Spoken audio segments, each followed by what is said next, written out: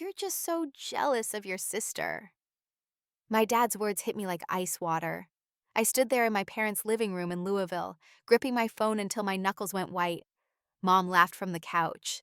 Not a real laugh, but that sharp cutting sound that always made me feel small. "I'm not going to the wedding," I said again, forcing my voice to stay level even though anger was boiling up inside me. Dad crossed his arms, his face already turning that familiar shade of red I'd seen my whole childhood whenever I disappointed him.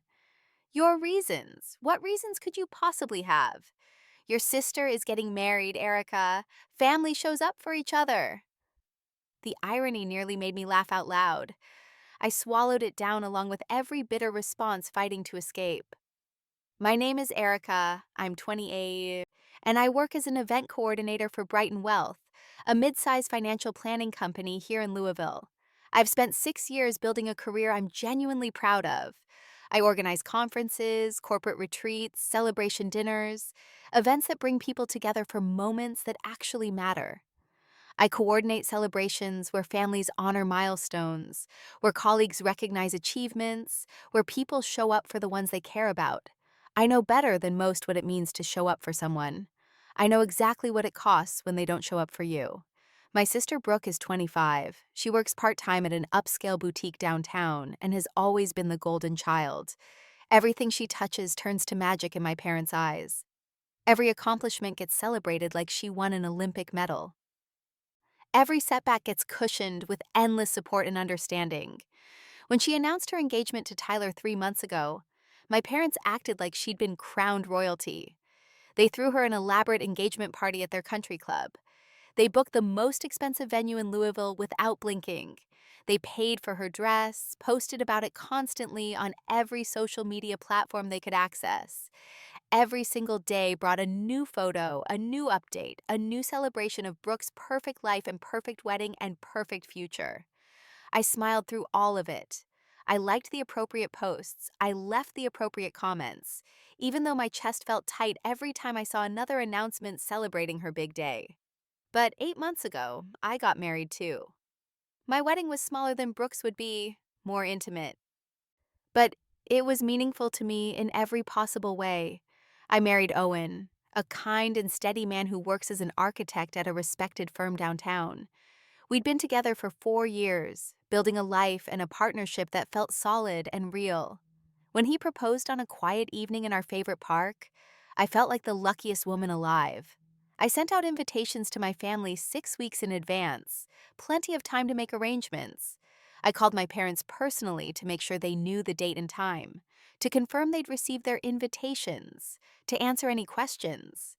I even offered to help with travel arrangements if they needed it, though they only lived 30 minutes from the venue. Nobody came. Not my parents, not my sister, not my aunt or uncle or cousins, not anyone from my side of the family. On the day I married the man I loved more than anything, I stood at that altar with Owen's family filling every single seat on his side of the aisle. On my side, a haunting, devastating, humiliating emptiness. My best friend Kelsey sat alone in the front row on my side. She tried her best to make it look less pathetic by spreading out her belongings and moving around between photos. But nothing could hide the truth. I smiled through the entire ceremony.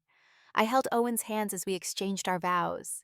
I danced at the reception with all the joy I could muster, and I pretended with every ounce of strength I possessed that my heart wasn't breaking into smaller and smaller pieces with every single glance at those empty chairs. Afterward, in the days and weeks that followed, my family acted like absolutely nothing had happened. Mom called me a week later to ask how I was doing. Her tone was casual and light, completely unchanged, like she hadn't just deliberately skipped the most important day of my entire life. When I finally worked up the courage to bring it up, carefully, gently, because I was still trying not to rock the boat, she sighed heavily like I was being tiresome. She said she'd been busy with a work project that couldn't be postponed. Dad claimed he'd had a critical work conflict he absolutely couldn't get out of. Something about a presentation that had supposedly been scheduled months in advance and couldn't possibly be rescheduled. Brooke never even acknowledged my wedding had happened at all. She just kept posting pictures of her own life, her own plans, her own perfect world, as if my wedding had simply never existed. I tried so hard to let it go. I told myself over and over that people make mistakes, that maybe they genuinely didn't realize how much their absence had hurt me, that perhaps there were legitimate reasons I didn't fully understand. But the pain lingered like a wound that wouldn't heal, a dull ache that never quite went away, no matter how much time passed. Every time I saw them at Sunday dinners or holiday gatherings, I felt the weight of those empty chairs pressing down on my chest. Every single time Brooke mentioned her upcoming wedding or showed us another detail she'd planned, I had to physically bite my tongue to keep from screaming at all of them. Now, standing in their living room as they called me jealous and selfish and dramatic, I realized something that made my stomach turn. They genuinely didn't think they'd done anything wrong. In their minds, Brooke's wedding was sacred, unmissable. It absolutely required my presence and support and enthusiasm. But mine? Mine had been optional at best, disposable, forgettable, something they could skip without any real consequence or guilt. Mom stood up from the couch and walked over to me with slow, deliberate steps. Her expression softened into something that might have looked like genuine concern to someone who didn't know her as well as I did. She reached out to touch my arm, in what I'm sure she thought was a comforting gesture. I stepped back before her hand could make contact. "Erica, sweetie, I know you're upset about something," she said, in that patronizing tone I'd heard my entire life, the one that made me feel like a difficult child who needed to be managed. "But you really need to put whatever this is aside for now. This is Brooke's day. She's your little sister. You can't let whatever grudge you're holding ruin this for her. She's so excited about this wedding, and she really wants you there." Grudge. That single word hit me harder than I expected, as if the profound hurt I'd carried for 8 months was petty and small, as if my pain was nothing more than an inconvenience they had to carefully manage. "I'm not trying to ruin anything for anyone," I said as quietly and calmly as I could manage, though my hands were shaking at my sides. "I'm just not going to the wedding." Dad's face turned an even deeper shade of red. That vein in his temple started to pulse the way it always did when he was truly angry. "You're being incredibly selfish right now, Erica. Do you have any idea how this is going to look to everyone? What are we supposed to tell people when they ask where you are? How are we supposed to explain that you couldn't be bothered to show up for your own sister's wedding?" "Tell them the truth," I said, my voice growing sharper despite my best efforts to stay calm. "Tell them I had other plans that I couldn't change." Mom's face twisted into something cold and hard, something ugly that she usually kept hidden beneath her polished exterior. "You're making this entire situation about you. Just like you always do, everything always has to be about Erica and her feelings and her problems. You can't just be happy for your sister for once in your life. You have to turn it into some kind of drama." I wanted to scream at the top of my lungs. I wanted to list every single time I'd shown up for them without question or complaint, every birthday party and holiday gathering and family dinner where I'd smiled and pretended everything was perfectly fine when it wasn't.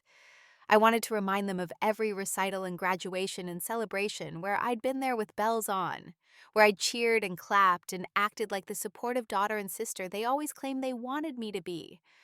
I wanted to throw their hypocrisy right back in their faces. But I didn't say any of that. I just looked at them, these people who were supposed to love me unconditionally, and I felt a deep, aching sadness settle into my chest like a heavy stone. "I'm not going," I said one final time, my voice firm and clear. Then I turned on my heel and walked out of their house with my head held high, leaving them standing there in their living room in stunned, furious silence. The drive home felt longer than usual, like the distance between their house and mine had somehow stretched and expanded. My hands shook on the steering wheel as I replayed every word of the conversation in my head over and over again. Jealous, selfish, grudge, drama, making it about me. Their words echoed in my mind like a terrible song I couldn't stop hearing. Each one a small knife twisting deeper into wounds that had never properly healed. When I finally pulled into my driveway and walked through my front door, Owen was in the kitchen making dinner. The smell of garlic and herbs filled our small apartment. I could hear him humming along to the music playing softly from his phone speaker. He looked up the moment I walked in. His face immediately softened with concern when he saw my expression. "How did it go?" he asked gently, setting down the wooden spoon he'd been using. I shook my head slowly, unable to find the right words at first.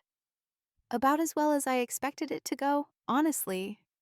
He wiped his hands carefully on a kitchen towel and walked over to me, pulling me into a warm, solid hug without saying another word. I let myself sink completely into his warmth and his steady presence, so grateful for this man who had never once made me feel like my feelings were too much or unreasonable. "They don't get it," I whispered against his chest, my voice muffled by his shirt. "They really, truly don't see what they did to me. They don't understand why I'm hurt." "I know," he said softly, one hand rubbing slow, comforting circles on my back. "But you don't owe them anything, Erica. You don't have to go to this wedding if you don't want to. You don't have to pretend everything is fine when it's not." I pulled back slightly so I could look up at his face. "They called me jealous of Brooke. They said I'm trying to ruin her special day on purpose. Mom said I always make everything about myself." His jaw tightened visibly. I saw genuine anger flash in his eyes. "They actually said that to you?" I nodded miserably. He shook his head in complete disbelief. "You're literally the least jealous person I know," he said firmly, his voice full of conviction. "You've been nothing but supportive of Brooke through this entire engagement. Even after everything she did to you. Even after they all treated you like you didn't matter." He was absolutely right about that. I had been supportive through every step of Brooke's engagement. I'd liked all her engagement photos on social media, carefully crafting enthusiastic comments that sounded genuine and sisterly. I'd sent her a congratulatory text message when she first announced the wedding date, even though typing out those words made me feel physically sick. I'd listened patiently to Mom gush endlessly about Brooke's dress and her flowers and her perfect venue and her perfect plans, nodding and smiling like hearing about it didn't make me want to scream. I'd done absolutely everything a good sister was supposed to do, even though every single gesture felt like swallowing broken glass. But they didn't see it that way at all. In their carefully constructed version of reality, I was the problem child. I was the one causing unnecessary trouble and drama. And that realization hurt more than almost anything else they could have said or done. That night, I lay in bed staring up at our ceiling in the darkness, completely unable to sleep despite my exhaustion. My mind kept circling back obsessively to my wedding day 8 months ago, to those empty chairs that had haunted me ever since, to the forced smiles I'd maintained throughout the entire day. I thought about how incredibly hard I'd tried to make everything absolutely perfect. How much genuine hope I'd carried in my heart that my family would show up and celebrate this milestone with me the way families are supposed to do. I'd chosen my wedding colors so carefully, picked out flowers I thought Mom would absolutely love, selected a menu that included all of Dad's favorite dishes. I'd done everything in my power to make them want to be there with me, and they had deliberately chosen not to come. I thought about my sister Brooke 8 months ago, about 3 weeks before my wedding was supposed to happen. I'd sent her invitation in a beautiful cream-colored envelope with delicate gold lettering, the kind of elegant invitation she'd always said she wanted for her own wedding someday. I'd included a handwritten note on expensive stationery telling her exactly how much it would mean to me to have her there, how I genuinely couldn't imagine getting married without my little sister standing by my side. I'd imagined her standing next to me as a bridesmaid, maybe even as my maid of honor, the way sisters are supposed to support each other during life's biggest moments. Instead, she had thrown it directly into the trash. I knew this because I'd seen it happen with my own eyes. Not in person, obviously, but on the security footage from my parents' house that I still had access to. They'd installed a comprehensive camera system about a year ago after a string of break-ins in their neighborhood had made them nervous. I still had complete access to the system, from when I'd helped them set the whole thing up initially. Dad had given me the login information, and told me I could check the cameras anytime if I ever needed to for any reason. I checked the footage several weeks after my wedding, driven by this desperate need to understand what had happened. I told myself I was probably being paranoid and oversensitive, that there had to be some reasonable explanation for why my entire family had failed to show up. Maybe the invitations had somehow gotten lost in the mail despite my careful tracking.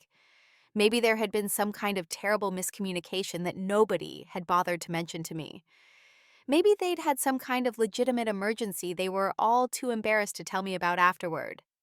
What I found on that security footage made my stomach turn violently and changed everything I thought I knew about my family. There was Brooke, standing casually in my parents' kitchen exactly 3 weeks before my wedding, holding my carefully chosen invitation in her hands. She opened it slowly, read through it with a slight frown on her face. And then she laughed. Not just a small, polite chuckle, but a full, genuine, delighted laugh. Like she'd just heard the funniest joke in the world. Then she crumpled up my invitation without any hesitation and tossed it directly into the trash can sitting by the counter like it was worthless garbage. She immediately pulled out her phone and called someone. Her voice was bright and mocking and crystal clear on the audio recording as she said words I knew I would never, ever be able to forget. "Yeah, Erica's getting married. Can you believe it? She doesn't deserve a real wedding anyway. Who does she think she is?" I'd saved that footage immediately, downloaded it to 3 different locations to make absolutely certain I wouldn't lose it. I didn't really know why I saved it at the time I first watched it. Maybe some deep instinctive part of me understood that I would need this evidence eventually. Maybe I just desperately wanted proof that I wasn't losing my mind, that the pain I felt was completely real and entirely justified. Maybe I needed to be able to look at it whenever I started doubting myself. Whenever I wondered if maybe I was overreacting or being too sensitive about the whole situation like my parents always implied. Now, lying there in the darkness of my bedroom with Owen sleeping peacefully beside me, I realized exactly what I was going to do with that footage. The plan takes shape. The next morning, my phone buzzed insistently with a text message from Mom. I stared at the screen for a long moment before I could bring myself to open it and read what she had to say. "We need to talk seriously about your attitude, Erica. Your father and I are very disappointed in your behavior yesterday. Please reconsider attending the wedding. Brooke deserves better than this from her own sister. Family is everything. Don't throw that away over nothing." Over nothing. That's what my wedding was to them, my marriage, my happiness, my pain. All of it added up to absolutely nothing in their eyes. I stared at that message for what felt like hours, my thumb hovering uncertainly over the keyboard as I tried to decide how to respond.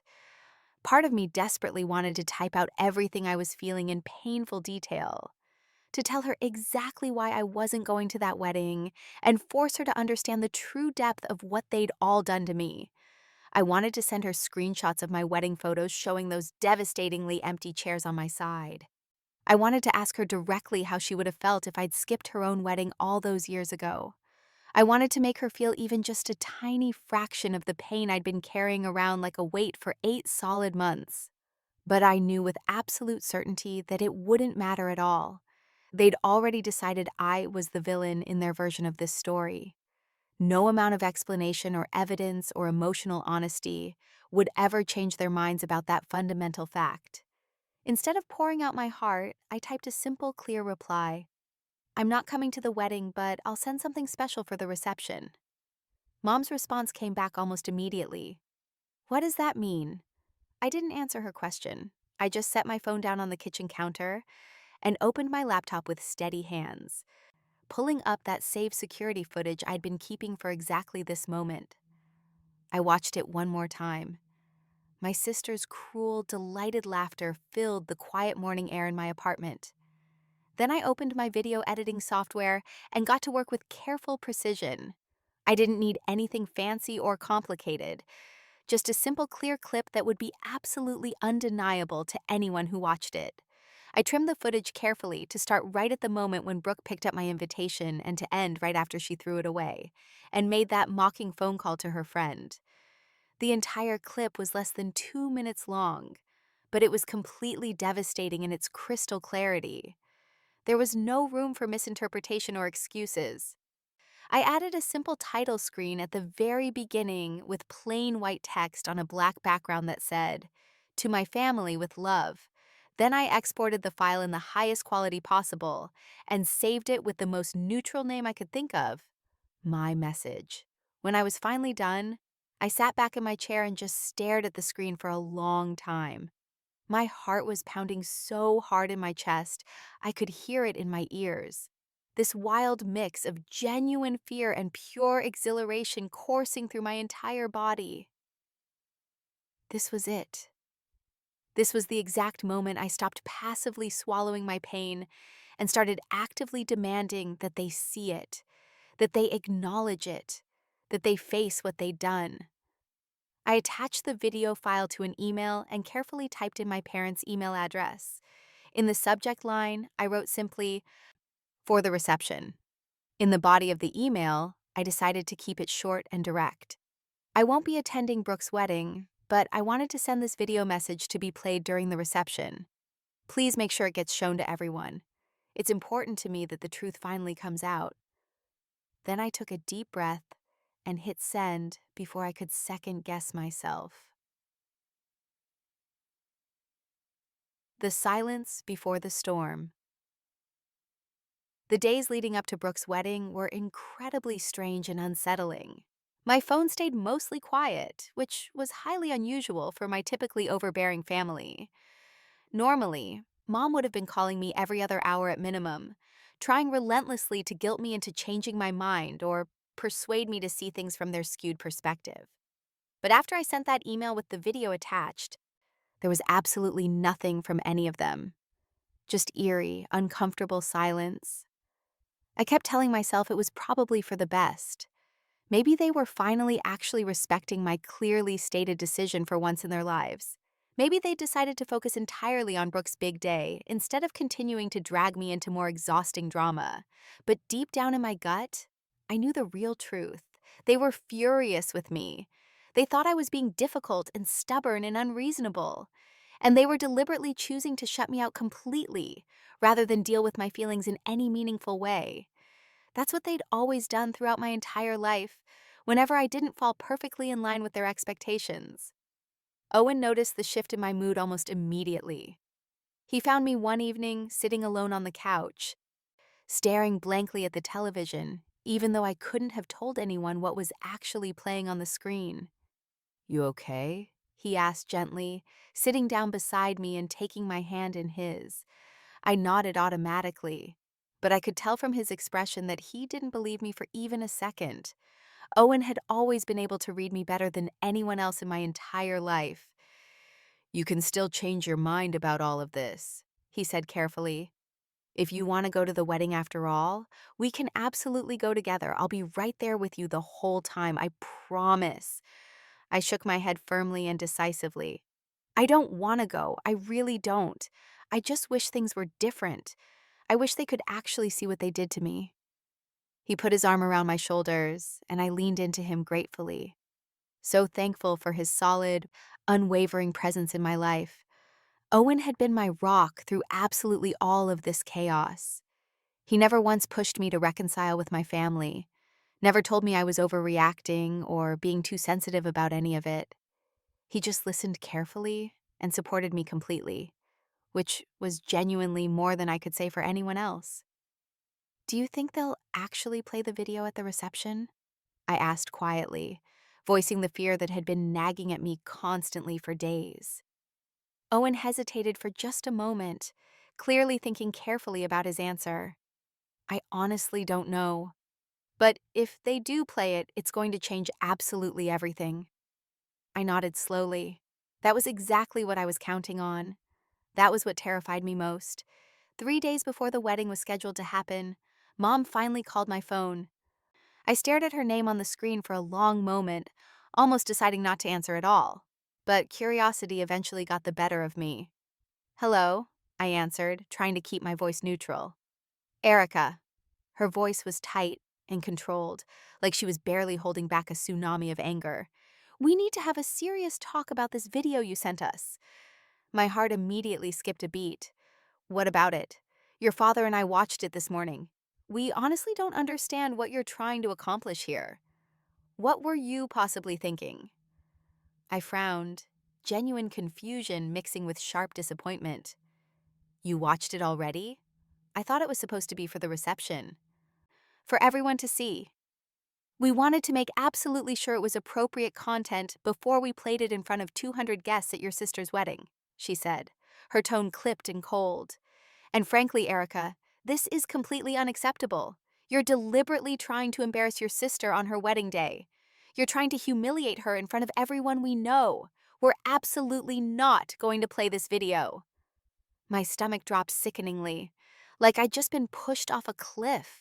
Of course they'd watched it ahead of time.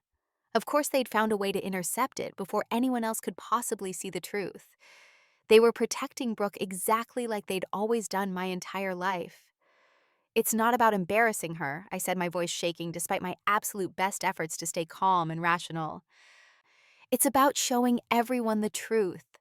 She threw away my wedding invitation, Mom. She laughed at me. She said I didn't deserve a real wedding. And then none of you even bothered to show up. None of you even apologized afterward. Mom sighed heavily, the sound dripping with frustration, and something that might have been guilt if I didn't know her quite so well. Erica, that was months and months ago. We've all moved on from that. Why are you insisting on dragging this up now? Why can't you just let it go and be happy for your sister? Because you never acknowledged what you did, I snapped, my anger finally boiling over despite my attempts to contain it. You never apologized even once. You never even admitted that you did anything wrong at all. You just pretended nothing happened and expected me to do exactly the same thing. You expected me to smile and be supportive while you all acted like my wedding didn't even matter. We had our legitimate reasons for not attending your wedding, she said defensively, her voice rising slightly. It wasn't personal, Erica. You're making this into something it's not. It felt pretty damn personal to me, Mom. It felt personal when I stood at that altar and looked out at empty chairs where my family should have been. It felt personal when I had to explain to the photographer why there weren't going to be any family photos from my side. It felt personal when Brooke threw my invitation in the trash like it was worthless garbage. There was a long, heavy silence on the other end of the line. I could hear Mom breathing, could practically picture her standing in her pristine kitchen, trying desperately to figure out how to spin this situation in a way that made them look good and made me look unreasonable. Then she spoke again, her voice even colder than before, more final and dismissive. If you don't want to come to the wedding, that's fine. That's your choice to make, but we're absolutely not playing this video. It's cruel and it's vindictive, and frankly, it's beneath you. This is not who we raised you to be, Erica. Cruel? I repeated, my voice rising despite my best efforts to stay calm. What Brooke did was cruel. What you and Dad did was cruel. I'm just showing people what actually happened. I'm just telling the truth for once. You're trying to ruin her special day. You're trying to make her wedding about you and your hurt feelings instead of about her happiness. That's what this is really about. I'm trying to tell the truth. My voice cracked with emotion, and I hated how desperate I sounded. Mom's voice turned absolutely icy, taking on that tone she used when an argument was completely over, and her word was final. This conversation is over, Erica. If you change your mind about attending, let us know. Otherwise, stay home and wallow in your bitterness.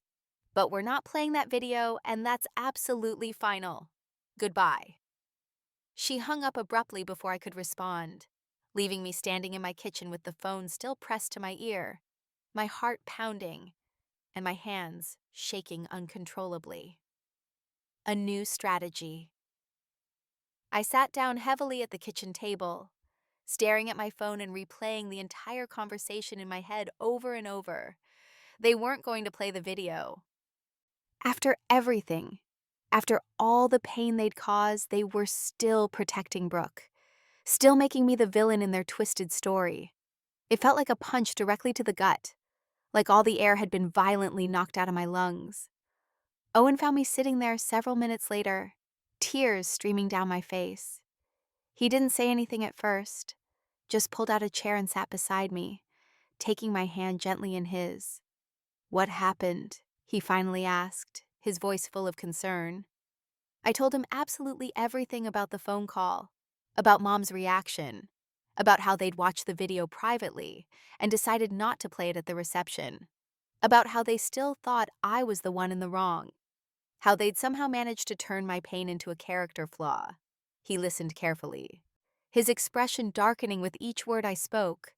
When I finally finished, he was quiet for a moment, his jaw tight with barely controlled anger. "They can't just bury this," he said finally, his voice firm and determined. "They don't get to decide what's true and what's not.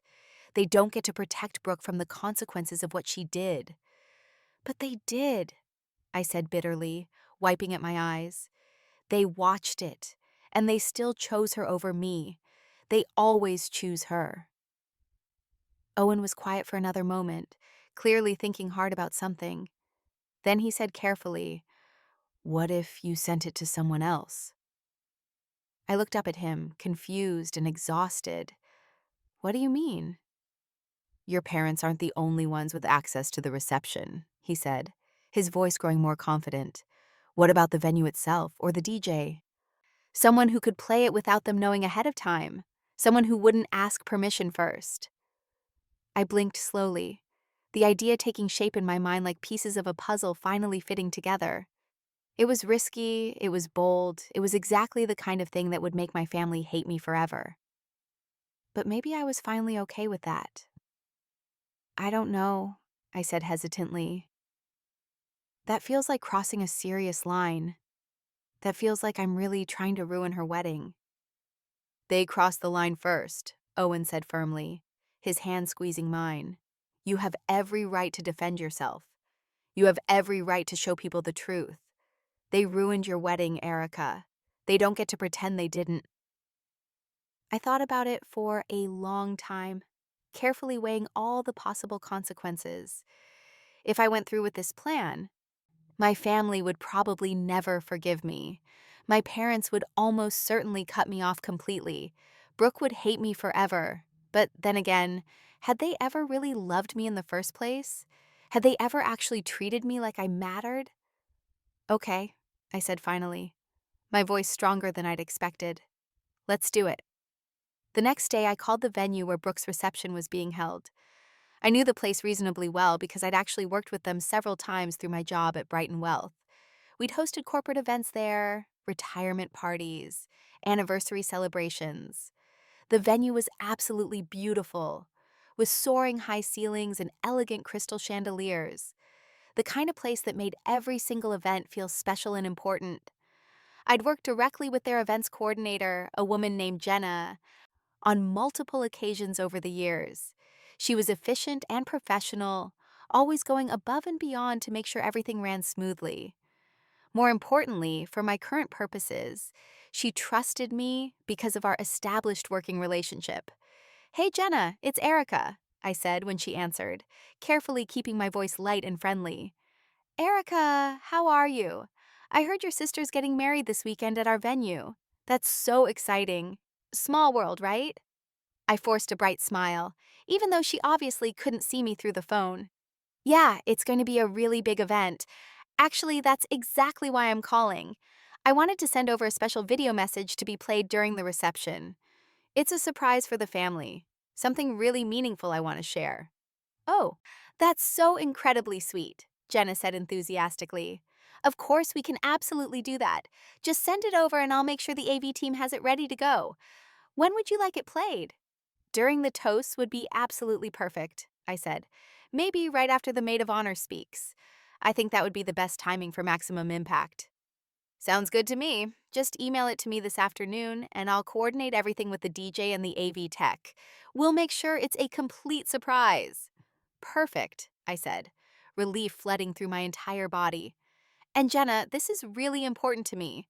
My parents don't know about it, so if they happen to ask, can you just say it's a surprise video message from me? Don't tell them what's actually in it." "Absolutely," she said warmly. "I love a good surprise.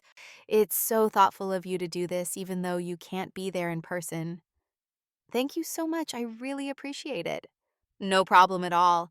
And hey, it was great hearing from you. We should grab coffee sometime soon and catch up properly. Definitely, I said, even though I knew with certainty that I'd probably never talk to her again after this weekend. After the video played, my reputation in Louisville's event planning circles might be completely destroyed, but I was past caring about that. When I hung up, I sat back in my chair and took a deep, steadying breath. This was really it. There was absolutely no turning back now. I just set in motion something that would change my family forever, something that couldn't be undone. I sent the video to Jenna that afternoon with a carefully worded email explaining that it was a personal message for my sister's wedding reception to be played during the toast as a special surprise. I emphasized again that my family didn't know about it and that I wanted it to be a meaningful moment. Jenna responded within an hour with a cheerful confirmation, completely unaware of what she was about to unleash on that reception. The night before. That night, I couldn't sleep at all. I kept imagining the moment the video would play, the screen lighting up with footage of Brooke throwing away my invitation like trash. I pictured my parents' faces draining of all color, Brooke's expression shifting from pure joy to absolute horror, the confused murmurs rippling through the crowd of 200 guests. Part of me felt genuinely guilty for what I was about to do. Part of me felt terrified of the inevitable consequences. But a much bigger part of me felt something I hadn't felt in a very long time. Real, genuine power. For 8 months, I'd been completely powerless. I'd been the victim of their cruelty, the forgotten daughter, the sister whose feelings didn't matter even a little bit. I'd been the afterthought in their perfect family narrative, the one they could ignore without any real consequence. But now, finally, I was taking control. I was forcing them to see what they'd done, whether they wanted to or not. Owen found me sitting on the edge of our bed at 2 in the morning, staring at the wall, my mind racing with thoughts I couldn't quiet or control.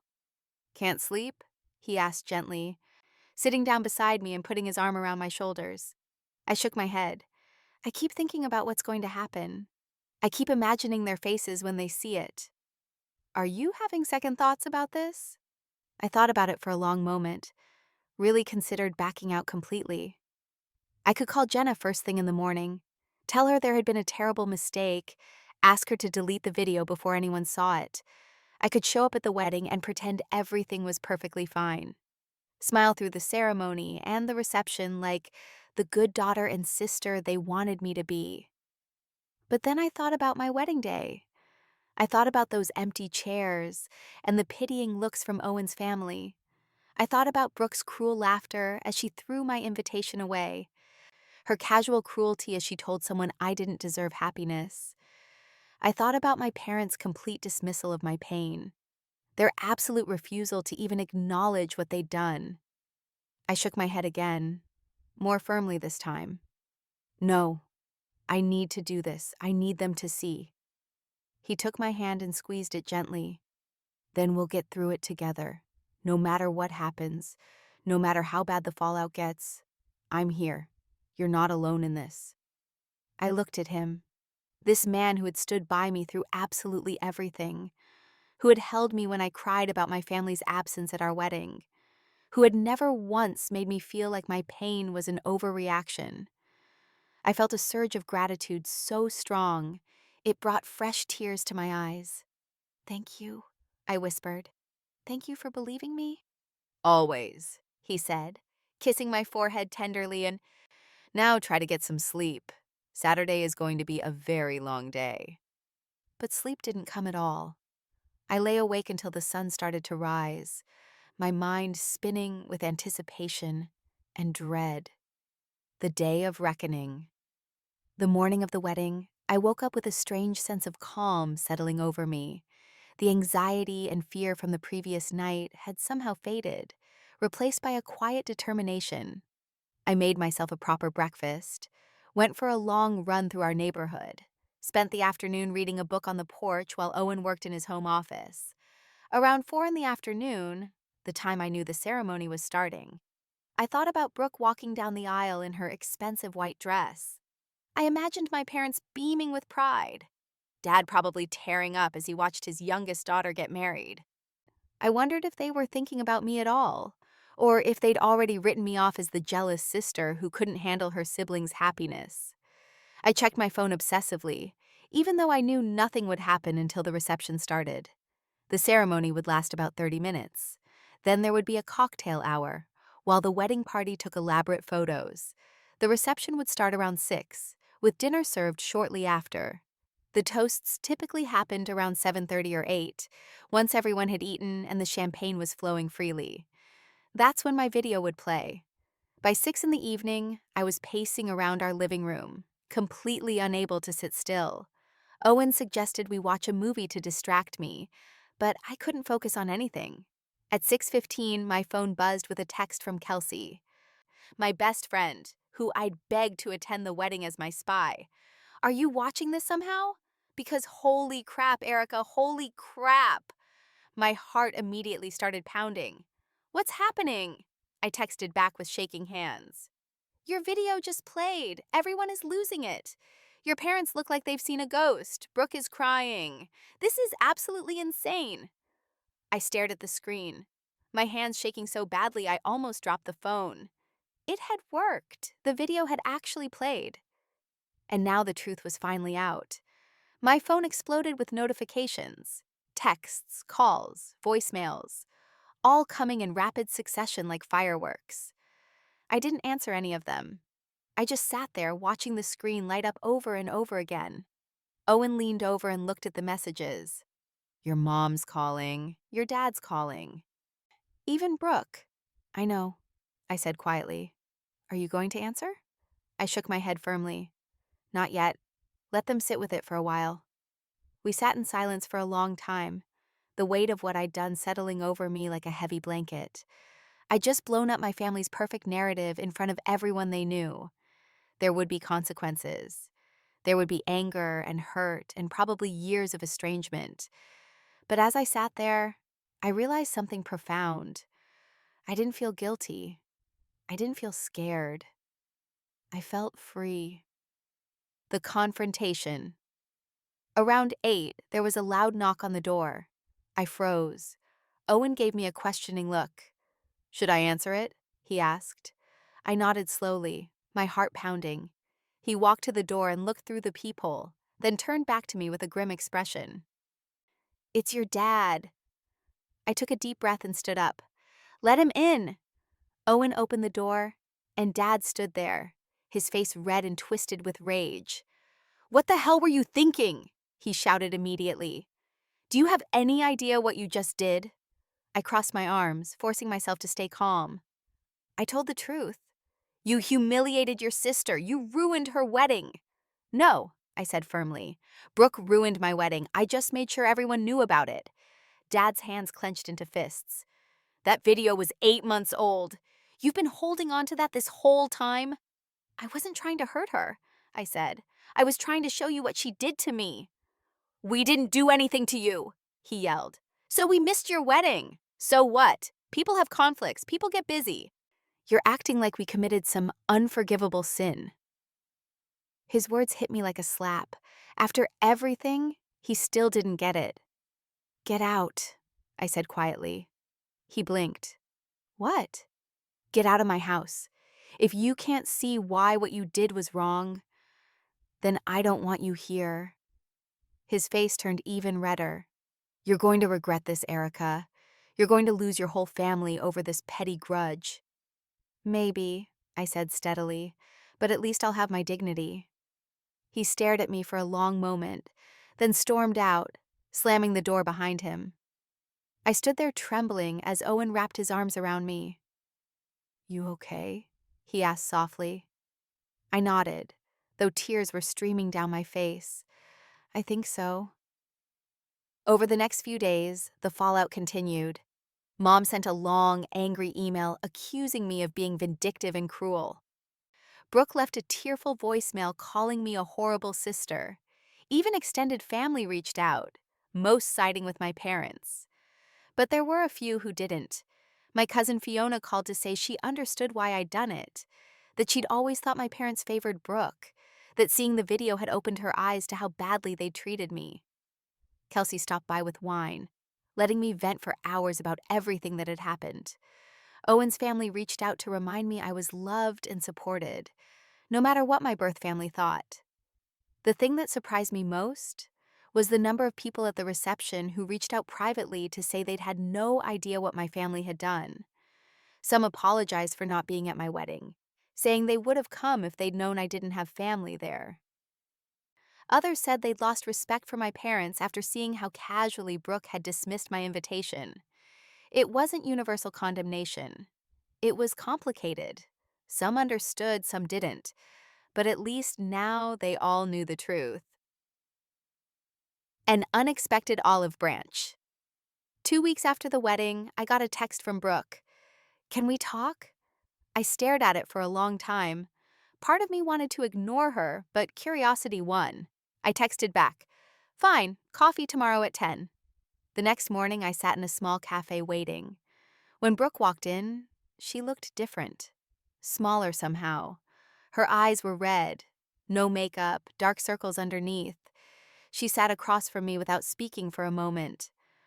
"Why did you do it?" she finally asked, her voice barely above a whisper. "Because you never apologized," I said simply. "You threw away my invitation and mocked me. You said I didn't deserve a real wedding. And then none of you showed up." Tears filled her eyes. "I know, I was awful. I was jealous." I blinked, genuinely surprised. "Jealous? Of what?" "Of you," she said, her voice cracking. "You've always had your life together. Good job. Stable relationship. When you got engaged, it felt like you were leaving me behind, like you didn't need me anymore. Part of me wanted to hurt you the way I felt hurt." I sat back, processing this. I'd never considered that Brooke might have felt inadequate compared to me. In my mind, she'd always been the favorite, the one who could do no wrong. "That doesn't excuse what you did," I said finally. "I know," she said quickly. "I'm not making excuses. I just wanted you to know I'm sorry.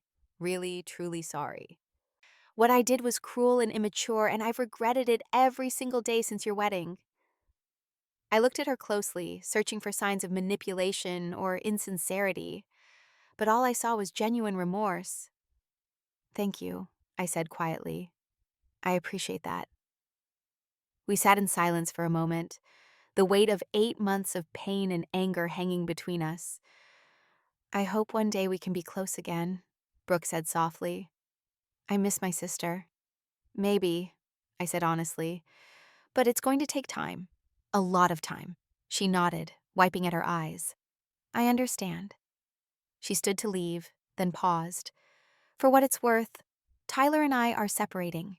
The video, it made him see things about me I'd been hiding, about how I treat people. He said he couldn't marry someone who could be that cruel to her own sister." I didn't know what to say to that. Part of me felt bad, but another part thought it was fitting. Actions have consequences.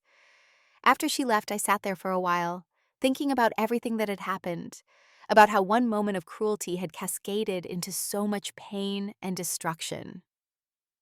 The long road to healing. My parents never apologized. Not really. They doubled down, insisting I'd overreacted, that I'd deliberately sabotaged Brooke's wedding out of spite. They stopped inviting me to family gatherings, stopped calling, stopped acknowledging me. It hurt, but not as much as I thought it would. I'd spent so long trying to earn their approval, trying to be the perfect daughter, the supportive sister, the one who never caused problems. Now I realized I didn't need their approval. I didn't need their validation. I had Owen. I had Kelsey. I had a career I was proud of. I had a life I'd built on my own terms. And that was enough. Brooke's marriage didn't last. They separated less than a year after the wedding. I heard through the family grapevine that Tyler couldn't get past what the video had revealed about her character, that it had fundamentally changed how he saw her. Part of me felt guilty about that, but mostly I thought it was a natural consequence of her actions. You can't build a marriage on a foundation of cruelty and expect it to stand. As for me, I threw myself into my work. I earned a promotion to senior event coordinator at Brighton Wealth. Owen and I started talking seriously about buying a house, maybe starting a family of our own. Life moved forward, and I felt lighter than I had in years. One evening, about a year after the wedding video incident, I was cleaning out my email and found the original video file still saved in my drafts folder. I stared at it for a long moment, remembering the anger and hurt that had driven me to create it. Owen found me at the computer, looking at the screen. "What are you looking at?" he asked. "The video," I said quietly. He looked at the screen, then at me. "Do you regret it?" I thought for a moment, really considered the question. Then I shook my head. "No, but I'm ready to move on." He smiled and kissed my forehead. "Then move on." I deleted the file, all 3 copies. It was time to focus on the future, on the people who actually cared about me, on building a life that didn't revolve around earning approval from people who would never give it. A tentative reconciliation. A few months later, I got a letter in the mail, handwritten, from my mom. "Dear Erica," it began, "your father and I have been thinking a lot lately. We realize we didn't handle things well after your wedding. We should have been there for you, and we're sorry. We hope one day we can rebuild our relationship. Love, Mom." I read it 3 times. It wasn't the apology I'd wanted. It was vague, non-committal. It didn't acknowledge the full extent of what they'd done. But it was something. I showed Owen. "What are you going to do?" he asked. "I don't know yet," I said honestly. He nodded. "Take your time. Whatever you decide, I support you." I put the letter in a drawer, not ready to respond, but not ready to throw it away either. 2 years later, 2 years after the video played at Brooke's reception, my family had fractured in ways I never could have predicted. My parents rarely spoke to me. Brooke had moved away after her divorce, starting over in a new city with a new job. I heard through Fiona that she was doing better, going to therapy, working on herself. I was happy for her, even if we weren't close. As for me, I'd found something I'd been searching for my entire life: peace. Owen and I bought a house with a big backyard. We adopted a dog named Charlie. We talked about kids, about our future together. For the first time in a long time, I felt truly, genuinely happy. Looking back, I realized the video wasn't just about revenge. It was about reclaiming my voice, refusing to let my pain be dismissed or ignored. My family had tried to erase what they'd done, to pretend it never happened, but I'd refused to let that narrative stand. I'd forced them to see the truth, even if it meant burning bridges, and in doing so, I'd freed myself from the desperate need for their approval, from the exhausting cycle of trying to earn love that should have been freely given. 3 years later and beyond, 3 years after the video, I finally responded to my mother's letter. I wrote back, acknowledging their apology, but being clear about what I needed moving forward. I explained that I couldn't have a relationship with them if they continued to dismiss my pain or treat me as less important than Brooke. If we were going to rebuild, it had to be built on honesty and mutual respect. 2 weeks later, Mom called. "Erica," she said softly, "I got your letter. You're right. About everything. We need to take responsibility for how we treated you." I was shocked. "Really?" "Really," she said. "Your father and I have been in therapy, working through a lot of things. We see now that we treated you unfairly, that we took you for granted because you were always so independent and capable. We thought you didn't need us the way Brooke did." We talked for an hour. She asked about my life, about Owen, about work. She told me about therapy, about how hard it had been to confront the ways they'd failed me as parents. She admitted that the video, as painful as it was, had forced them to face truths they'd been avoiding for years. I was so angry at you, she said. But I realized you did it because we weren't listening, because we'd left you no other choice. I didn't want to hurt Brooke, I said. I just wanted you to understand what she did to me, what you all did to me. I know that now, she said. Over the following months, we slowly, carefully rebuilt our relationship. Dad apologized too, though it took him longer to get there. Mom admitted she'd been afraid to acknowledge their favoritism because it meant confronting her own failures as a mother. It was painful work. There were setbacks, moments when old patterns tried to reassert themselves. But we kept trying. Brooke and I remained distant. We'd exchange polite texts on birthdays and holidays. But the closeness we'd once had, or that I'd thought we had, never fully returned. Maybe someday we'd reconcile. But for now, distance felt like the healthiest option for both of us. 5 years later. Now, 5 years after that video played at Brooke's reception, I stood in our backyard watching Owen play with Charlie. The evening light was golden and warm. We'd been talking more seriously about starting a family. What if I'm not a good mother? I'd asked him the night before. What if I repeat their mistakes? You won't, Owen had said with absolute certainty. Because you know what those mistakes look like. You've lived through them, and you're determined not to repeat them. As I watched the evening light filter through the trees, I thought about everything that had happened, about the pain of being overlooked, the empty chairs at my wedding, the courage it took to send that video, the long, difficult process of healing. My parents had lost years with me. They'd damaged their reputation in their community. They'd had to face uncomfortable truths about who they'd been as parents. Brooke's marriage had ended, at least partly because of her cruelty being exposed. They'd all paid a price for what they'd done. But more importantly, I thought about my own journey, how I'd gone from desperately seeking their approval to knowing my own worth, how I'd built a life filled with genuine love and respect, how I'd learned to stand up for myself even when it cost me everything. The revenge wasn't really about destroying my family. It was about forcing them to see the truth, about refusing to be silenced or dismissed. And in the process, I'd freed myself from the prison of needing their validation. Looking back now, if I had to do it all over again, I would still send that video. Because some truths need to be told, even when they're ugly. Because sometimes you have to burn down the old structures to build something better. Because choosing yourself, even when it means losing others, is sometimes the most important choice you can make. As I stood there in my backyard, in the life I'd built with my own hands, surrounded by people who truly loved me, I felt something I hadn't felt in years. Not just peace, not just contentment, but genuine, deep-rooted joy. The kind that comes from living authentically, from being surrounded by people who see you and value you, from knowing you have the strength to stand up for yourself, no matter the cost. And that, I realized, was the best revenge of all.